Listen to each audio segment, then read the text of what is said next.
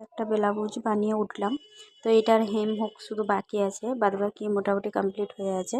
তো তারপরে উঠেই ভাবলাম যে রান্নার জোগাড়টা করে নিই। তো অনেকক্ষণ থেকে ব্লাউজটা বানাচ্ছিলাম, এদিকে দেখো রান্না করবো বলে তো ডাল আর আলু ভাতে দিয়ে রেখে দিয়েছি। আর ফ্রিজে মাছ ছিল বের করে রেখেছি, দেখা যাক কী রান্না করি। তো আমাকে অনেকেই কমেন্ট করে যে তুমি কিভাবে টাইম পাও বা কিভাবে কাজ করো। দেখো সত্যি কথা বলতে কাজ করার ইচ্ছা থাকা দরকার। সবচেয়ে বড় কথা হচ্ছে জেদ, ঠিক আছে? তুমি যদি বলো যে আমি কিছু করব, তো টাইম কিন্তু অটোমেটিকই তোমার বেরিয়ে যাবে। যদি ভাবো যে না আমি কিছু করব না, টাইম তুমি 24টা ঘন্টা দেখো, 24টা ঘন্টার মধ্যে তোমরাও যেটা টাইম পাচ্ছ আমিও পাচ্ছি। আমারও সংসার আছে, বাচ্চা আছে, ঠিক আছে, পরিবার আছে, সমস্ত কাজকর্মকে সেরে আমি কিন্তু এই কাজটা করি। তো এইদিকে সমস্ত রেডি করে দিয়ে আবার বসে পড়লাম মেশিনে। তো এটা হয়ে গেছে, তো এটা রেখে দিয়ে আমি আবার একটা কাজ নেবো।